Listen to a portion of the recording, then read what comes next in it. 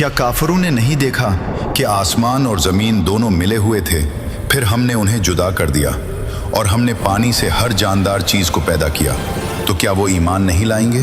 ہزاروں برس قبل کی بات ہے جب یہ زمین بالکل ویران و سنسان تھی، نہ انسانوں کا کوئی نام و نشان، نہ شہروں کی چہل پہل، نہ آبادیوں کا شور و غل۔ صرف ایک ہی مخلوق اس کرۂ ارض پر سکونت پذیر تھی، جنات۔ جنات کے قبیلے زمین کے گوشے گوشے میں پھیلے ہوئے تھے، مگر افسوس کہ ان کے درمیان ہمیشہ خون ریزی، فساد اور بغاوت کا سلسلہ جاری رہتا تھا۔ پوری زمین ایک میدان جنگ بن چکی تھی۔ جب یہ منظر اللہ رب العزت کی بارگاہ میں پیش ہوا تو ذات باری تعالیٰ نے فیصلہ فرمایا کہ زمین کو اس فساد سے پاک کر دیا جائے۔ فرشتوں کو حکم ملا اور وہ عظیم لشکروں کی صورت میں زمین پر نازل ہوئے اور جنات پر زبردست حملہ کر دیا۔ جنات نے مقابلہ کرنے کی کوشش تو ضرور کی، لیکن اللہ تعالیٰ کے حکم کے سامنے وہ بے بس و لاچار تھے۔ اس جنگ میں بے شمار جنات ہلاک ہوئے، اور جو بچ نکلے وہ پہاڑوں کی چوٹیوں، جنگلوں کی تاریکیوں اور دور دراز جزیروں میں جا چھپے۔ ان تمام جنات میں ایک نہایت ہی نیک اور عبادت گزار جن بھی تھا، جس کا نام تھا عزازیل۔ عزازیل باقی جنوں سے بالکل مختلف تھا۔ وہ فساد سے کوسوں دور رہتا اور شب و روز عبادت میں مصروف رہتا۔ جب فرشتے جنات کے خلاف جنگ کے لیے آئے تو عزازیل نے کھل کر فرشتوں کا ساتھ دیا۔ فرشتے اس کی عبادت اور اخلاص سے بہت متاثر ہوئے۔ جب جنگ اختتام پذیر ہوئی تو وہ اسے اپنے ہمراہ آسمانوں پر لے گئے۔ اب عزازیل فرشتوں کی محفلوں میں رہنے لگا۔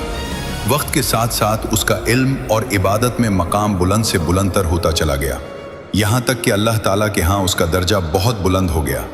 لیکن اسی دوران اس کے دل میں ایک خاموش خواہش نے جگہ بنانا شروع کر دی، کاش زمین کی خلافت مجھے عطا ہو جائے۔ وقت گزرتا رہا، پھر ایک دن اللہ رب العزت کی جانب سے ایک عظیم اعلان ہوا، ایک ایسا اعلان جو ہر چیز کو بدل کر رکھ دینے والا تھا۔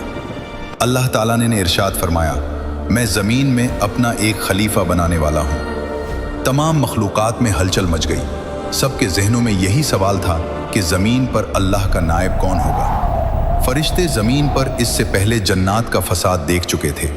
انہوں نے حیران ہو کر اللہ رب العزت سے عرض کیا، کیا تو زمین میں ایسے کو خلیفہ بنائے گا جو فساد کرے گا اور خون بہائے گا؟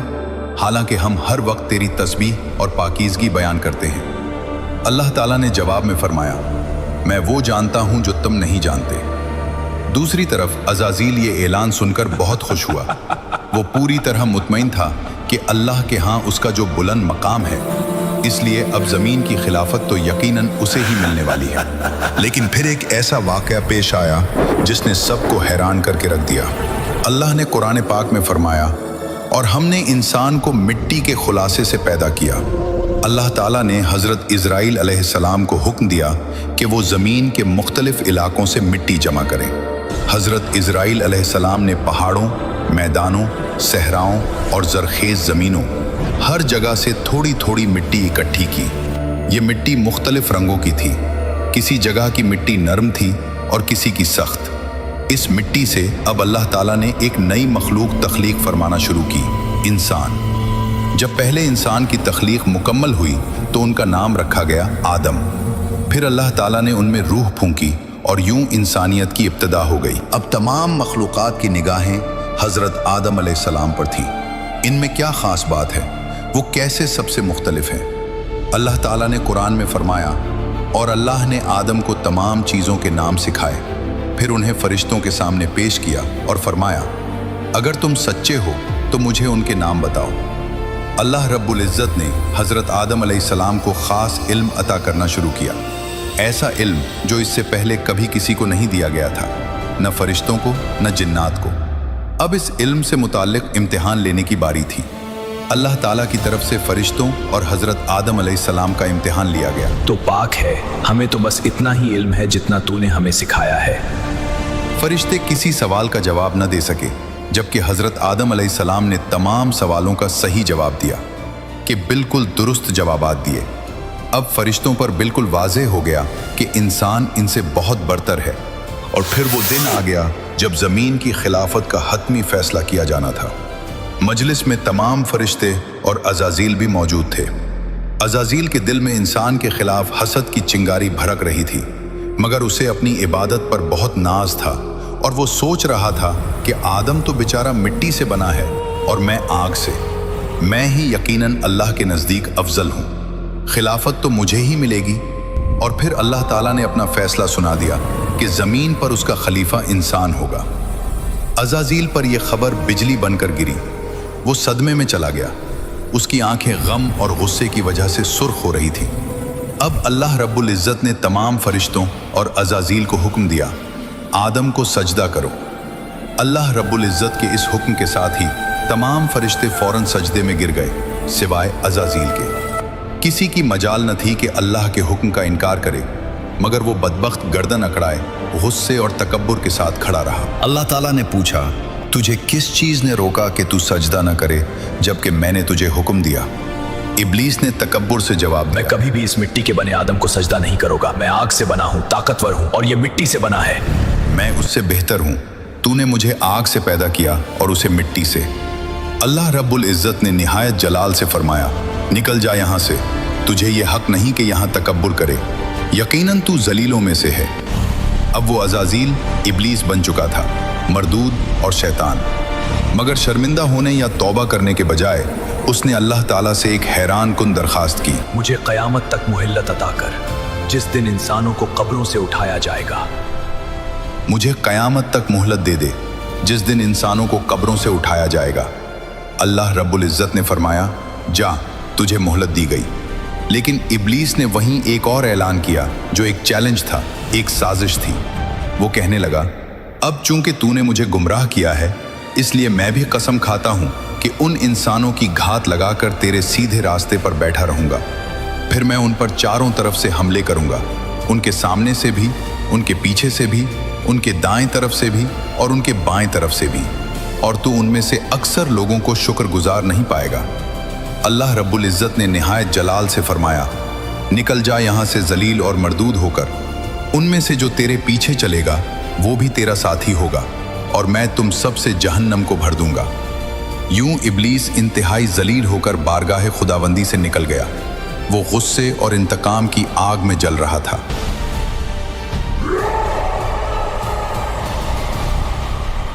हजरत आदम अलैहिस्सलाम जन्नत में रहने लगे। वहां हर तरह की नेमतें थी। अल्लाह तेरा शुक्र अदा करता हूँ कि तूने अपने नेक और महबूब बंदों में मुझे शामिल किया। लेकिन फिर भी वो अकेला महसूस करते थे। अल्लाह रब्बुल इज़्ज़त ने उनकी तन्हाई दूर करने के लिए उनकी ज़ौजा हज़रत हव्वा अलैहिस्सलाम को पैदा फरमाया। वो उनकी रफ़ीक़ा बनी। अब हज़रत आदम और हज़रत हव्वा दोनों खुशी से जन्नत में रहने लगे। अल्लाह रब्बुल इज़्ज़त ने फरमाया, ए आदम, तुम और तुम्हारी बीवी जन्नत में रहो, जहाँ से चाहो खाओ पियो, खुशी से रहो, मगर एक दरख्त के करीब मत जाना, वरना तुम जालिमों में से हो जाओगे। जन्नत में हर तरफ नेमतें थी, आराम था, सुकून था। सिर्फ एक दरख्त था जिसके करीब जाने से अल्लाह रब्बुल इज़्ज़त ने मना फरमाया था। मगर शैतान, जो पहले ही जन्नत से निकाला जा चुका था, हज़रत आदम अलैहिस्सलाम से हसद और दुश्मनी में जल रहा था। वो चाहता था कि आदम और हव्वा भी अल्लाह ताला की नाफरमानी करें ताकि वो भी उसकी तरह जन्नत से निकाले जाएं। इसलिए वो चुपके से आया और हज़रत आदम और हव्वा के दिलों में वसवसे डालने शुरू कर दिए। वो उनसे कहने लगा, अगर तुमने उस दरख्त का फल खा लिया तो हमेशा की जिंदगी मिल जाएगी।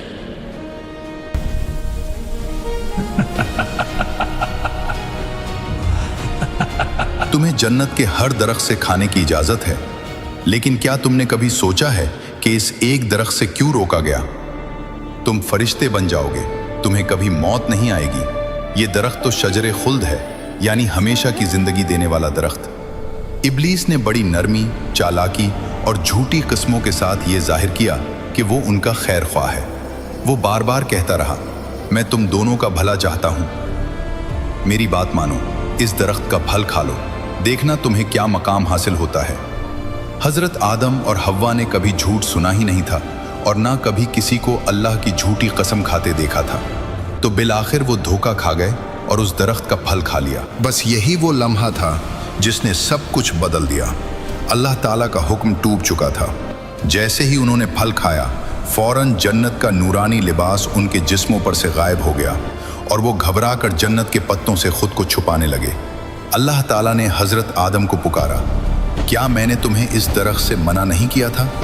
और ये नहीं कहा रब्बना ज़लमना अनफुसना व इन लम तग़फिर लना व तरहमना लनकूनन्ना मिनल खासिरीन। ऐ हमारे रब, हमने अपनी जानों पर जुल्म किया, अगर तो हमें न बख्शे और हम पर रहम न करे तो हम यकीनन खसारे वालों में से हो जाएंगे। हजरत आदम और अम्मे हव्वा ने ये दुआ मांगना शुरू की तो अल्लाह ताला ने उनकी तौबा कबूल कर ली और यूं तौबा का दरवाज़ा हमेशा के लिए खुल गया। फिर अल्लाह ताला ने फरमाया, अब तुम सब इंसान और शैतान ज़मीन पर उतर जाओ, तुम एक दूसरे के दुश्मन होगे, वहाँ तुम्हें एक वक्त मुकर्रर तक ठहरना है और वहाँ ज़िंदगी गुजारनी है। हज़रत आदम और हज़रत हव्वा को जन्नत से उतार कर उस ज़मीन पर भेज दिया गया, लेकिन वो ज़मीन के मुख्तलिफ हिस्सों में उतरे। हज़रत आदम अलैहिस्सलाम हिंदुस्तान में उतरे, अकेले, तन्हा। हज़रत हव्वा अलैहिस्सलाम जद्दा में उतरी, दूर, बहुत दूर। दोनों एक दूसरे को तलाश करने लगे, दिल बेचैन थे, आंखें नम थी, हर समत एक पुकार थी, कहाँ हो तुम? दिन गुजरे, हफ्ते गुजरे, महीने गुजरे। हज़रत आदम अलैहिस्सलाम चलते रहे, तलाश करते रहे। हज़रत हव्वा अलैहिस्सलाम भी उन्हीं की जुस्तजू में सरगर्दां थी।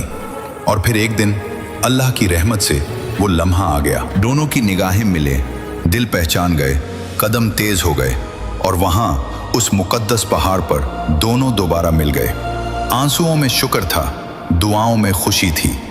यही वजह है कि आज भी हज के मौके पर लाखों मुसलमान मैदान अरफात में जमा होते हैं, जहाँ इंसानियत के पहले माँ बाप दोबारा मिले थे।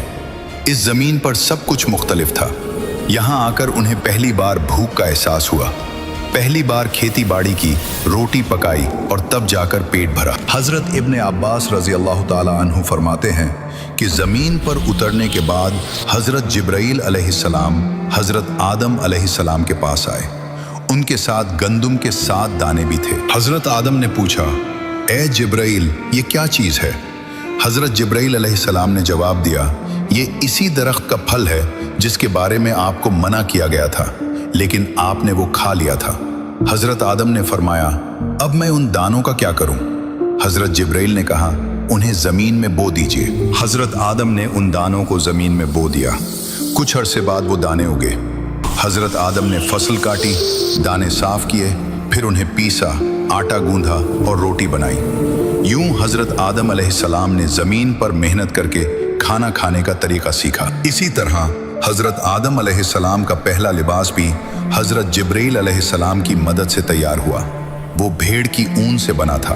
पहले उन्होंने ऊन काटी, फिर चरखे पर धागा बनाया। फिर हज़रत आदम अलैहिस्सलाम ने अपने लिए एक जुब्बा और हज़रत हव्वा के लिए कमीज़ और ओढ़नी तैयार की और यूं इस ज़मीन पर इंसानियत का आगाज़ हुआ। इंसान और शैतान की कहानी शुरू हुई। एक